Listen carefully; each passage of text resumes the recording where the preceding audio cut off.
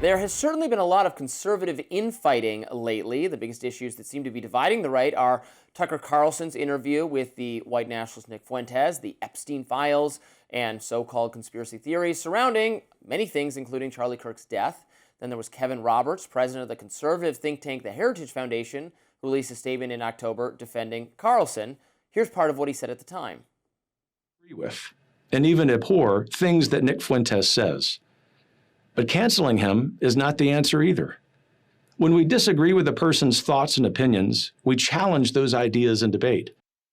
Now, Senator Ted Cruz, however, felt much differently at the time, telling an audience in a Republican Jewish coalition event in late October, quote, "Now is a time for choosing. If you sit there with someone who says Adolf Hitler was very cool and that their mission is to defeat, quote, global Jewry, and you say nothing, then you are a coward and you are complicit in that evil." Since then, more than a dozen senior Heritage staffers left former Vice President Mike Pence's think tank. They went to go there. Another issue causing infighting on the right is Candace Owens' pursuit of conspiracy theories surrounding Charlie Kirk's death.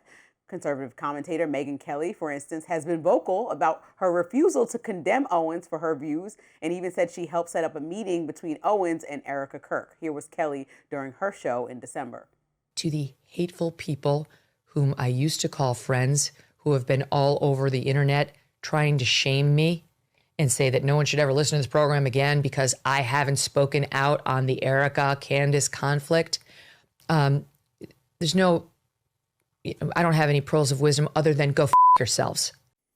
That's not all. The Epstein files had also been a point of contention, specifically between President Trump and Congresswoman Marjorie Taylor Greene. The president had lashed out at her for supporting their release and even called the story a, quote, Democratic hoax. Trump eventually signed Epstein Files Transparency Act in November into law after the House passed it. And then in December, a profile of Greene, the New York Times wrote this: Trump called Greene to voice his displeasure. Greene was in her Capitol Hill office, and according to a staff member, everyone in the suite of rooms could hear him yelling at her as she listened on speakerphone.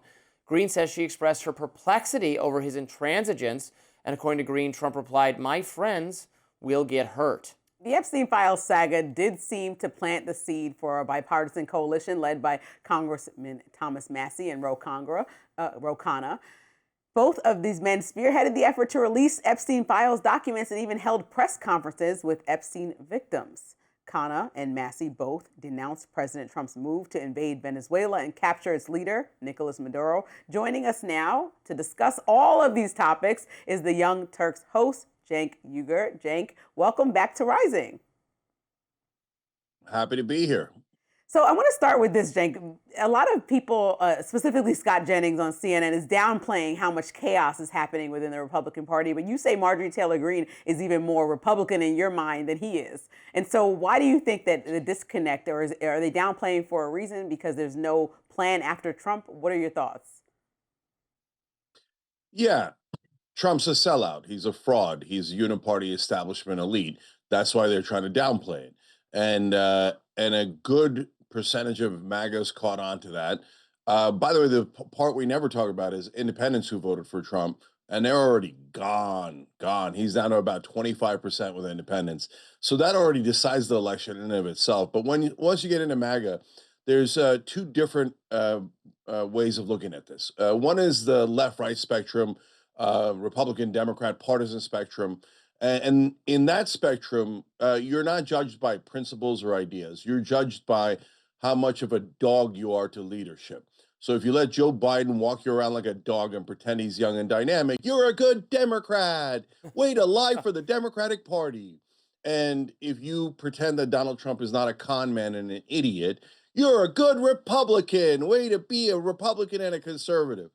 But there's a second spectrum, and that's populist versus establishment. So why do I like Tom Massie so much? And these days, even Marjorie Taylor Greene and Tucker Carlson. Is it because I agree with them a lot? No. On policy, we probably disagree the majority of the time. And I say these days probably because, honestly, we've all been lied to. And we've never had a real conversation in this country about what we agree on and disagree on without mainstream media purposely dividing us and trying really, really hard to get us to hate each other. But still, it isn't about that. It's about, do you serve the American people and are you honest? And for example, Tom Massie serves the American people and he's honest. Even if I disagree with him, I love that.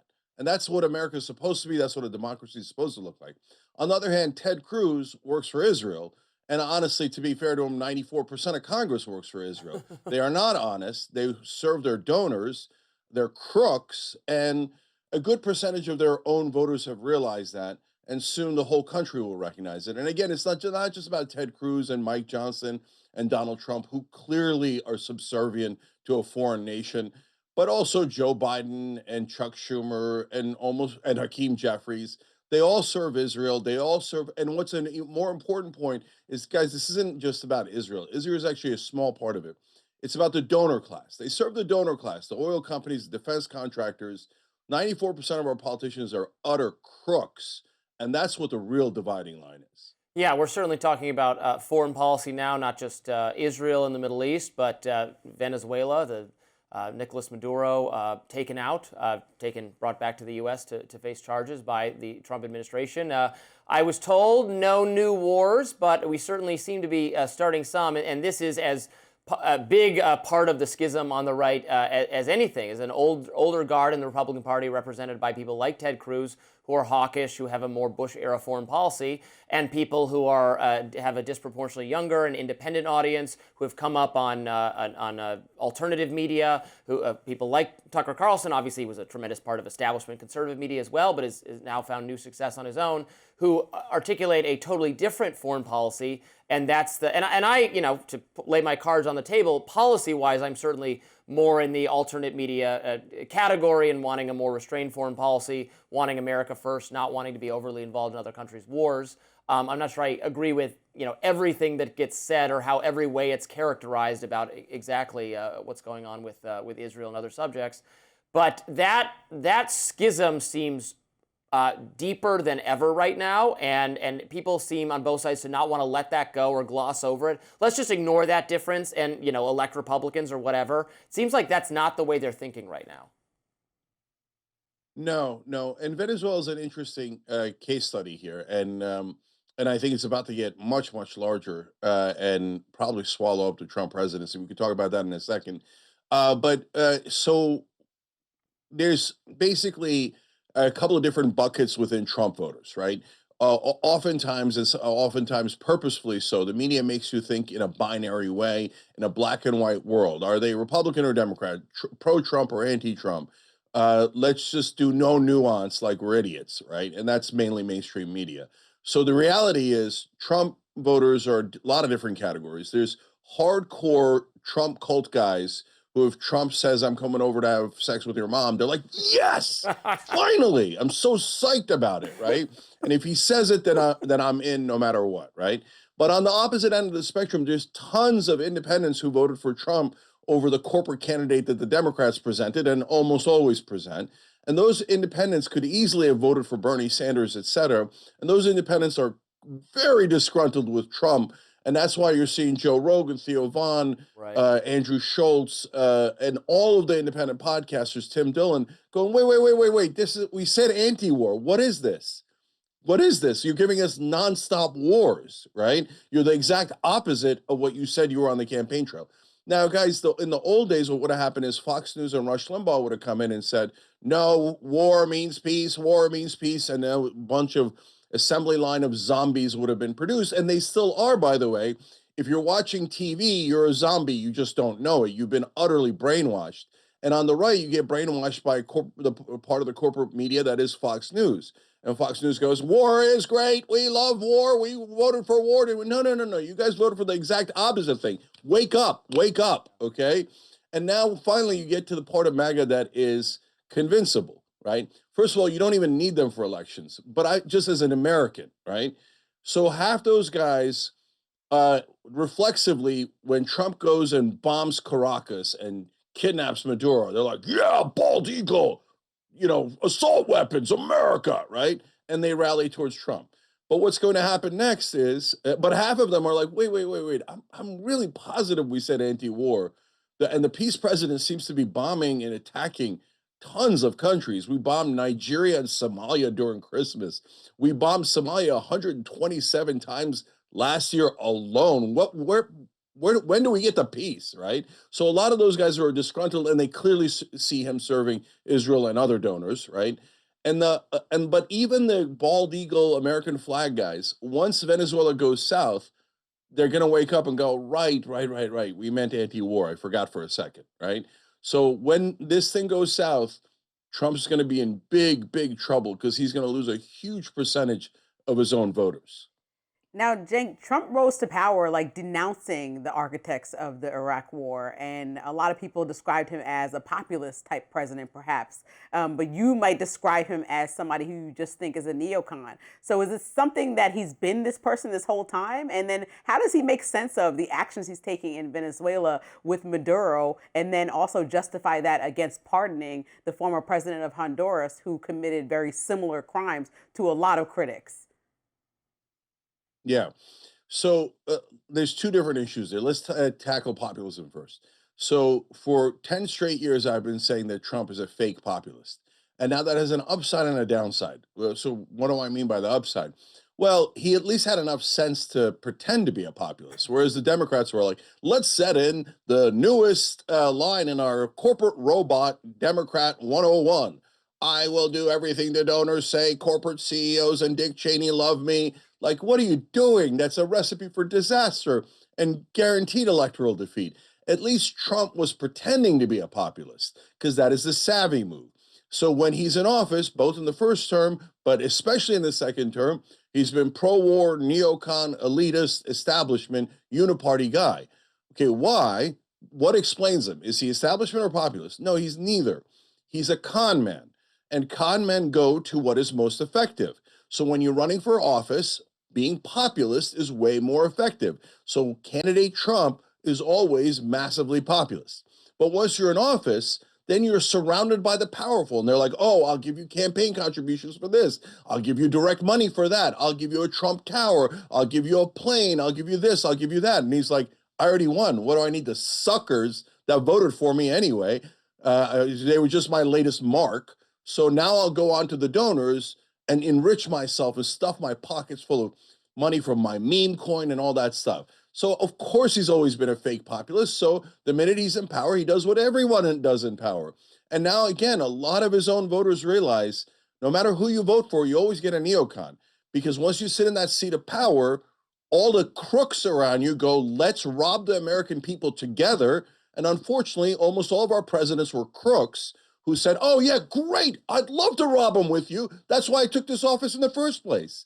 So that's what's happened. And the good news is, again, because of online media, there is a great awakening. So even the two sides, a lot of the Democrats now realize, oh, Chuck Schumer and Hakeem Jeffries aren't on my side at all. Joe Biden was never on my side. That egomaniac was only on his own side. And on the right wing, they're beginning to see, wait, Trump gets in office, he does everything Biden was doing, and even worse. And even Steve Bannon just said he's become Hillary Clinton. That's how much of a neocon establishment guy he is. When it comes to Venezuela, the oil companies want it, the defense contractors want it, and weirdly, mysteriously, crazily, even Israel first wants it. So when you have those three that are in unison, well, watch out. You're definitely going to get war. That's what happened in Iraq. That's what's happening in Venezuela. The idea that it's about drugs is laughable. If you bought into that, you got utterly brainwashed. That has absolutely nothing to do with this war. And again, if you guys want, I can tell you how it's going to go south, nearly guaranteed, and it's going to be an enormous problem for the Republicans, and especially for Trump. Well, here's what I want to ask you. Do you see is there any chance, really, that Democrats are actually going to respond to this by going in a populist direction? It's true, you're right that they're frustrated with their leadership, but I don't know that the party has figured it out. We're frustrated with leadership, and the correct trajectory for us is to embrace some kind of populist agenda. They're benefiting from the unpopularity of the Trump administration for all the reasons you said right now, in a kind of generic "we're the not Trump party" that's favoring them in this minute. But it looks to me like working out what the actual agenda will be for whoever the 2028 candidate is. Yeah, the 2028 primary, both on Democratic and Republican side, is everything. Because if they pick another corporate robot, they're definitely going to lose. And I'm very worried what happens if someone like J.D. Vance wins. because now people like Curtis Yarvin, who is in favor of dictatorship and is J.D. Vance and Peter Thiel's favorite philosopher, is talking about how Trump moved too slow, and he should have seized all power in the first year of being in charge. And that's the kind of people that are in J.D. Vance's ear. And so but if the Democrats do what I think they're going to do, they're going to be in a world of trouble. But the Young Turks represents the populist wing of the Democratic Party and of the left. And so our side has to win, and we have to win without Bernie. So it's a tall order, but we do have the people on our side. The problem, of course, is mainstream media, who will lie to all Democratic primary voters and pretend that people like Pete Buttigieg, who just came off a corporate robot assembly line, is a populist now. So the Democrats are about a decade behind Trump. They're now pretending to be populist in order to win elections. And so how do they do that? They put Buttigieg in a plaid outfit and have him grow a beard. And they're like, look, new and improved corporate robot 2.0. Now he talks and acts like a populist, which, by the way, he doesn't. And then he'll come in and say, I cohabitate with Republicans. No, dude, you live next to Republicans. You don't cohabitate with them, or whatever the hell you're saying. So if you leave the Democratic leadership to its own druthers, they will come up with an absurdly fake populist and think that that'll do the trick. We'll just manipulate and brainwash our voters again. Good news, we have CNN and New York Times to brainwash them for us. Tell them how the corporate candidate is a populist. Go ahead, lie to them, right? And New York Times and CNN will happily lie to Democratic voters. So our job is to start a rebellion, and that's why I have literally a pack called Rebellion Pack, where we go, no. Pick actual populists who don't take corporate PAC money, who don't take foreign government money. We have Ro Khanna in that group, and then we have a bunch of great candidates like Randy Bryce in Wisconsin, Richard Ojeda in North Carolina, Hartzell Gray in Missouri, and Josh Turk, the Senate candidate in Iowa, who's likely to win and make a huge difference in the Senate. And so Shortcut Chakrabarti, who just knocked out Nancy Pelosi in San Francisco. So these are the real populists who are not corrupted by the donor money. That side has to win. If that side doesn't win, then the Democrats are going to make us walk off the plank again. And I'm not going to, Young Turks is super stubborn. And no matter how much they demand that we lie on behalf of the Democratic Party, we never comply. Pick a real candidate that actually represents Democratic voters, then we'll be super excited to back that candidate. Otherwise, you're going to ruin us all with yet another corrupt corporate robot.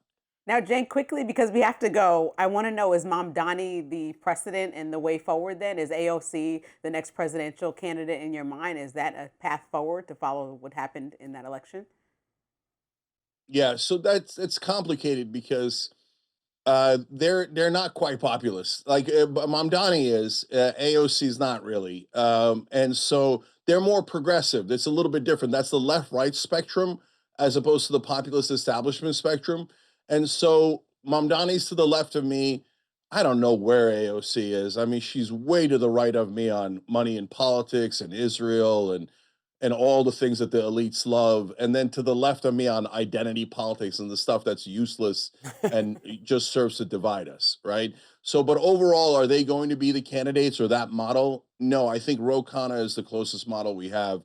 A true populist that actually gets things done, is willing to work across the aisle on things that the American people agree on, but fights Trump super hard when he tries to do war. Proof is always in the pudding. And Ro Khanna was vice chair for Bernie Sanders' campaign and has been doing the right things day in and day out. He's earned the respect of all the independents. Well, I don't really know what AOC is doing. I know what Mamdani is doing, and Mamdani is doing progressivism like democratic socialism, which again is to the left of me. And bless his heart, it's at least change. And I'm happy to see it, and I'm happy he defeated the Israel First crowd and the donor crowd, and I can't wait to see what he does. That's not the direction I would go exactly, but I love that there's change in the air, and he's trying something different, and he's doing it for the voters, even if I don't agree perfectly. Very interesting. Cenk Uygur of the Young Turks, great program. Love hearing what you guys have to say. Thanks so much for spending some time with us today. We really appreciate it. Thank you, guys. I really appreciate it. We have a lot more to talk about on Rising. Stay with us.